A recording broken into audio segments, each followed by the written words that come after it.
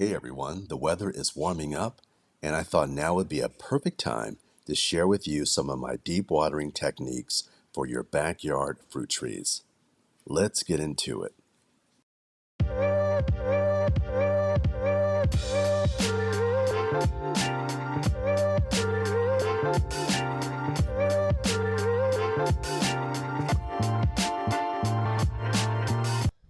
I was reading up and watching some videos on how they're trying to protect against desertification in sub-Sahara Africa, where the desert is actually expanding. So they use these techniques where they create these half moons to kind of catch off the runoff water from rainfalls when it does rain. So they position it at a low point and it actually catches the water and traps the water, and it will feed the water table so that the soil stays more saturated, stays more moist.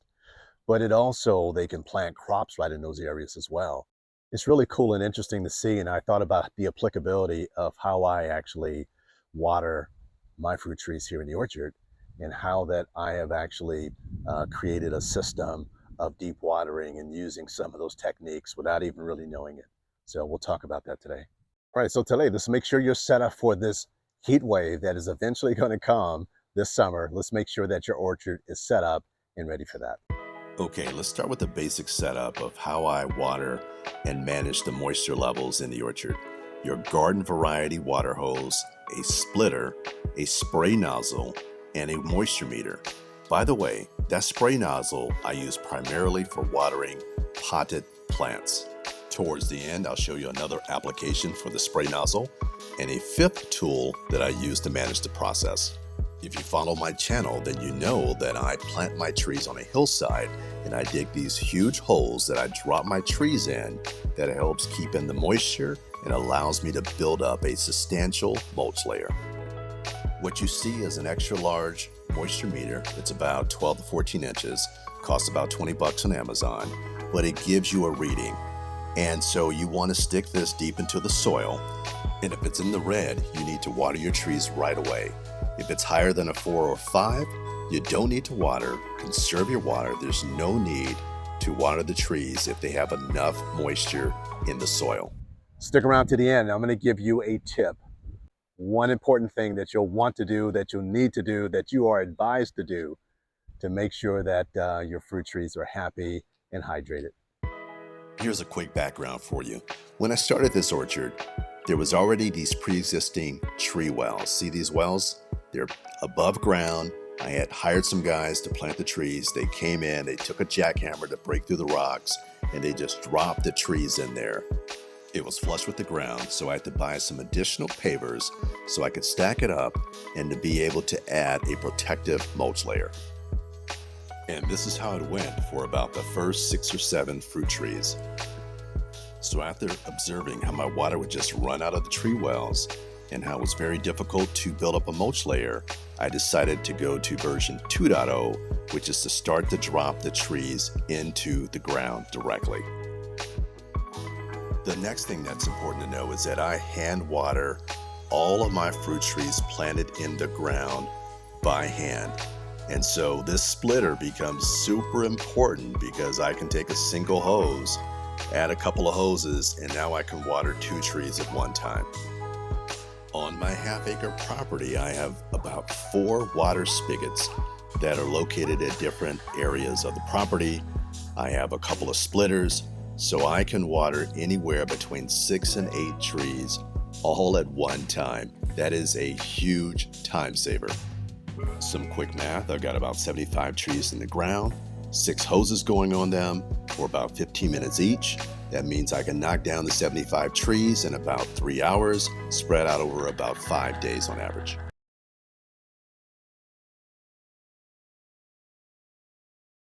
Didn't see me there, did you? I'm hanging out with the nectarines. Look at that. Let me just pan around. Look at these guys. We are back. If you've seen any of my older videos, you'll see that this thing has gone through a lot of stress, breaking branches, a lot of fruit loss, but it has bounced back with a vengeance.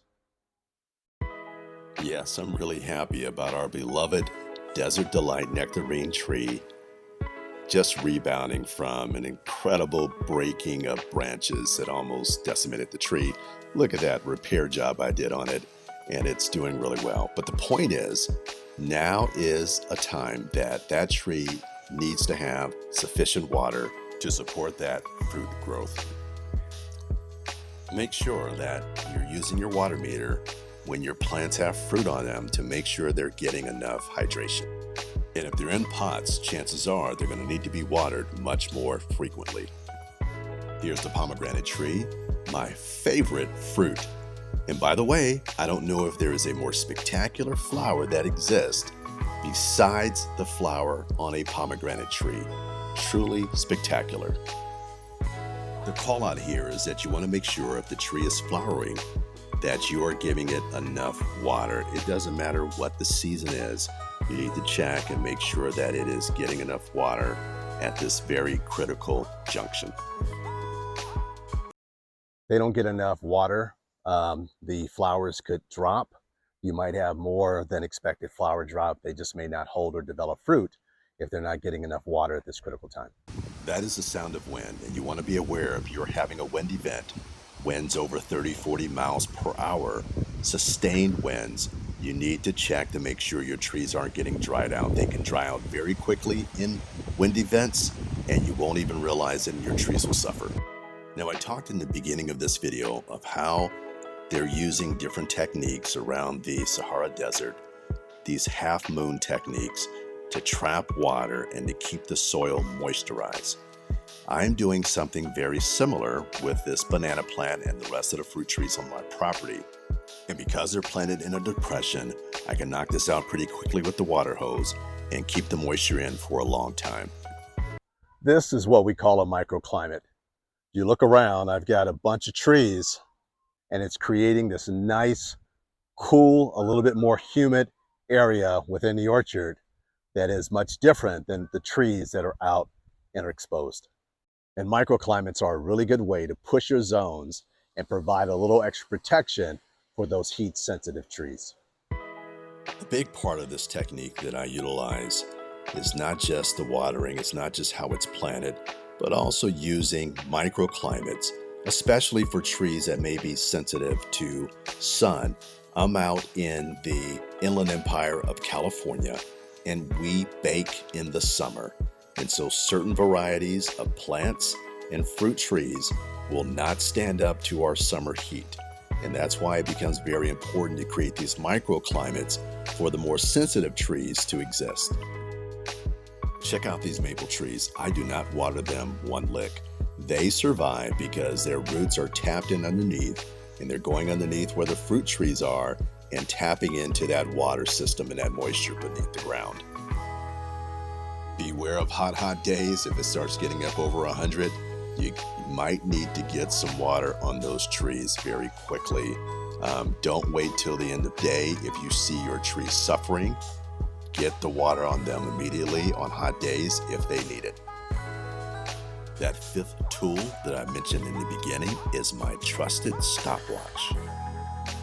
I use the stopwatch to measure the amount of time I'm watering on each tree. The amount of time my trees require to become fully saturated vary. Some need to be watered for 5 minutes, 10, others 15. The initial ones that are elevated require 30 minutes. My stopwatch helps me keep track. Make sure not to sleep on your watering of fruit trees when they are carrying fruit. This is a critical time. You got to make sure they get their hydration. And so don't slip up, don't miss, especially if you're getting days where it gets over 95, 100 degrees, 105 plus. You got to make sure that your trees are properly hydrated. So some of these techniques are really important that you utilize and that you employ, especially as we get into summer. We've covered a lot of ground today, and we've got one more to go. But we've talked about my watering techniques, my planting techniques, how we maximize the water, how we economize the water, and how we keep the trees really happy with proper watering techniques. I am going to leave you with this last important tip. Hope you've enjoyed the video. Please like and subscribe, throw a comment in there, and thank you for checking out the channel. Have a great day. Thank you. See you soon. So that's what you want to do. You want to really get off all the dirt off the leaves. The leaves are absorbing the rays from the sun. They're converting that into energy that is powering its growth. It's feeding the trunk, the leaves, the branches, the fruit. And the more you can clean off the receptors, the sun receptors, the healthier the tree is going to be. So I like to do this about once a month. Just get in there really good. Wash it down. The other thing is, you can also give it a little bit of a break from the insects. I get a lot of ants. So a lot of ants get on the trunk. They're bringing the aphids up the tree. Knock those guys down, set them back a little bit. Make them have to work a little harder, give the tree a break. The tree loves it.